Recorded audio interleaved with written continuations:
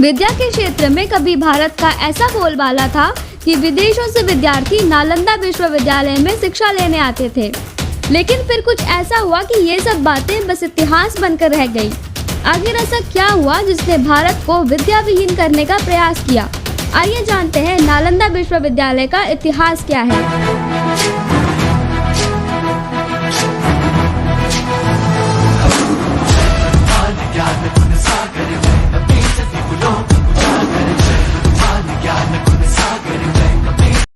नालंदा विश्वविद्यालय का उदय 5वीं शताब्दी में माना जाता है। ये विद्यालय विश्व के सबसे पुराने और सबसे कीर्तिमान विद्यालयों में से एक है। वर्तमान समय में ये राजगीर बिहार में स्थित है। 7वीं शताब्दी के शुरुआती तीर्थयात्री के अनुसार स्थानीय परंपरा बताती है कि नालंदा नामिक नागा से आया है। सनातन धर्म में नाग देवता जिनका नाम नालंदा था। ऐसा भी कहा जाता है कि नालंदा संस्कृत के 3 शब्दों से मिलकर बना है, ना, अलम और दा, जिसका अर्थ होता है न रुकने वाला ज्ञान का प्रवाह। इसकी स्थापना का श्रेय गुप्त वंश के शासक कुमार गुप्ता प्रथम को जाता है। यहाँ 10,000 विद्यार्थी और 2,000 से अधिक अध्यापक रहते थे। मतलब कि ये एक वैभवशाली विश्वविद्यालय हुआ करता था, जहाँ चीन, Japan, Korea, Indonesia, Persia, Turkey और श्रीलंका जैसे देशों से लोग पढ़ने के लिए आते थे। यहाँ बौद्ध धर्म की शिक्षा के साथ साथ गणित, खगोल विज्ञान, दर्शन शास्त्र, औषधि और व्याकरण जैसे विषयों की शिक्षा भी दी जाती थी। यहाँ तक कि उपनिषदों की कुछ असली प्रतियां और भी कई महत्वपूर्ण हिंदू धर्म ग्रंथ भी यहाँ मौजूद थे। इतना ही नहीं, यहाँ पढ़ने वालों से किसी भी तरह का शुल्क नहीं लिया जाता था। यहाँ पढ़ने वालों में हर्षवर्धन, वासुबंधु, धर्मपाल, नागा अर्जुन, हुएनसांग, पद्मसंभव जैसे बड़े बड़े नाम शामिल हैं। ऐसा भी माना जाता है कि प्रसिद्ध गणितज्ञ और खगोल शास्त्री आर्यभट्ट जी भी इस विद्यालय के विद्यार्थी रहे थे। ज्ञान का यह केंद्र लगभग 800 साल तक ऐसे ही फलता फूलता रहा। लेकिन 12वीं शताब्दी में अचानक ही ये अतीत के अंधेरों में खो जाता है। विश्व प्रसिद्ध नालंदा एक गहरी खाई में समा जाता है, जो कि पूरे भारत ही नहीं बल्कि विश्व भर के लिए अपूरणीय क्षति बनकर रह गई। नालंदा विश्वविद्यालय पर एक नहीं बल्कि 3 आक्रमण हुए थे। पहले 2 आक्रमण के बाद इसे दोबारा बना लिया गया था, लेकिन तीसरा आक्रमण इसके लिए घातक सिद्ध हुआ। नालंदा पर तीसरा आक्रमण सन 1193 में तुर्की के क्रूर जिहादी मलिक शासक बख्तियार खिलजी ने किया।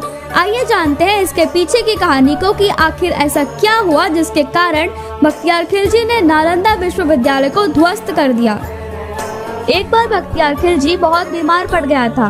बहुत से उपाय और हकीमों के इलाज के बाद भी सेहत में कोई सुधार नहीं हुआ। ऐसे में किसी ने सलाह दी कि नालंदा महावीरा के प्रधान अध्यापक राहुल श्रीभद्र इलाज कर सकते हैं। एक बार उनसे इलाज करवाकर देख लिया जाए। मलिक बख्तियार खिलजी को किसी गैर मुसलमान से इलाज करवाना मंजूर नहीं था, मगर जब उसकी सेहत में कोई सुधार नहीं हुआ तो उसने सोचा कि एक बार राहुल को बुलाकर देख ही लिया जाए। राहुल श्रीभद्र जी जब बख्तियार खिलजी का उपचार करने पहुँचे तो खिलजी ने उनके सामने ये शर्त रख दी कि वो उनकी दी हुई कोई भी दवा नहीं खाएगा। वो राहुल श्रीभद्र को चुनौती देना चाहता था और साथ ही हिंदू को नीचा दिखाने की कोशिश कर रहा था। इसके बावजूद राहुल श्रीभद्र उसको विश्वास दिलाते हैं कि वो जल्द ही ठीक हो जाएगा। वो खिलजी को कुरान देते हैं और कहते हैं कि इसके कुछ पन्ने पढ़िएगा और कुछ ही दिनों में उनकी सेहत में सुधार हो जाता है। हिंदू ने हमेशा से ही सीखा है, सर्वे भवन्तु सुखिनः, सर्वे सन्तु निरामया, सर्वे भद्राणि पश्यन्तु, मा कश्चित् दुख भाग भवेत्। और इसी का फायदा ये जिहादी मानसिकता के लोग हमेशा ही उठाते आए हैं, जिसका परिणाम हम आज भी भुगत रहे हैं। राहुल श्रीभद्र जी ने कुरान में एक ऐसी दवा लगाई थी जो पढ़ते समय खिलजी तक पहुंच जाती थी, जिस कारण वो पूर्ण तौर पर सही हो जाता है। और जब खिलजी को इस बारे में पता चलता है तो उसे बहुत ज्यादा असुरक्षा और उत्कंठा की भावना आ जाती है कि इन काफिरों के पास मुस्लिम हकीमों से ज्यादा ज्ञान कैसे है। बस इसी भावना से मलिक बख्तियार खिलजी यह निर्णय लेता है कि वो उस ज्ञान के स्रोत को ही समाप्त कर देगा। नालंदा में पढ़ने वाले विद्यार्थियों के ज्ञान का स्रोत थी नालंदा विश्वविद्यालय के परिसर में स्थित पुस्तकालय की पुस्तकें। उस समय यह विश्व का सबसे बड़ा पुस्तकालय था। इसका नाम धर्मगंज हुआ करता था। ये 3 बहुमंजिला इमारत से मिलकर बनी थी। इन 3 इमारतों का नाम था रतन सागर, रत्नोदधि और रत्नरंजक। इसमें लगभग 90 लाख से अधिक पुस्तकों का संग्रह था। मलिक बख्तियार खिलजी को जब इस बात का पता चला तो वो नालंदा पर आक्रमण करने का निर्णय लेता है। हजारों की संख्या में रह रहे निहत्थे विद्यार्थियों की हत्या कर दी जाती है, जिनमें से तो कई ऐसे भी होते हैं जिनको जिंदा ही जला दिया जाता है। इसके बाद पुस्तकालय में आग लगा दी जाती है और ऐसा कहा जाता है कि पुस्तकालय में रखी पुस्तकों को जलने में कुल 3 महीने का समय लग जाता है। ये मात्र एक विश्वविद्यालय पर ही नहीं बल्कि हमारी संस्कृति और सभ्यता पर आक्रमण था। यह आक्रमण इतना गंभीर था कि इसके बाद नालंदा को एक बार फिर से वही रूप देने के लिए कुछ बचा ही नहीं, कुछ बचा तो बस दीवारों के अवशेष। मलिक बख्तियार खिलजी यही नहीं रुका।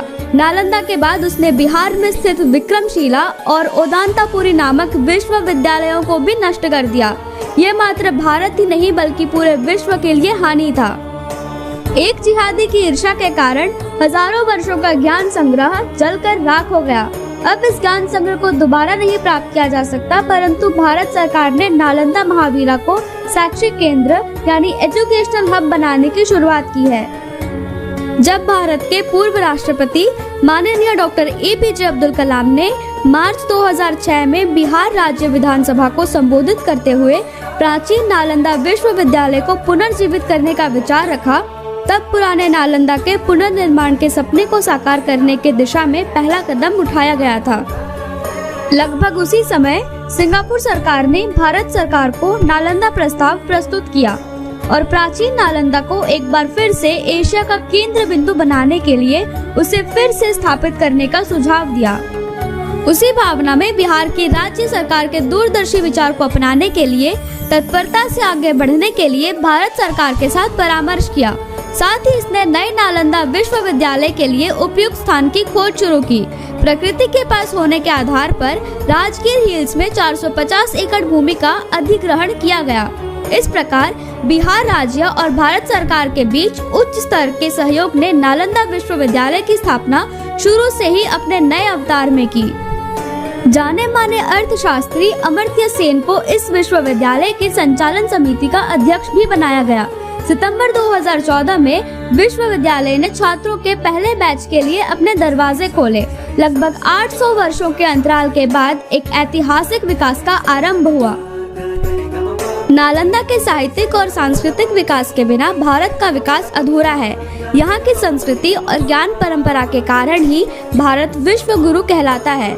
समृद्ध शैक्षणिक ज्ञान परंपरा की वाहक नालंदा के गौरवशाली अतीत को पुनर्जीवित कर फिर से विश्व गुरु बनाया जा सकता है और आज भारत सरकार नालंदा को शिखर पर पहुंचाने में संकल्पबद्ध है और आज हमारे नालंदा में फिर से ज्ञान का दीपक जगमग हो उठा है।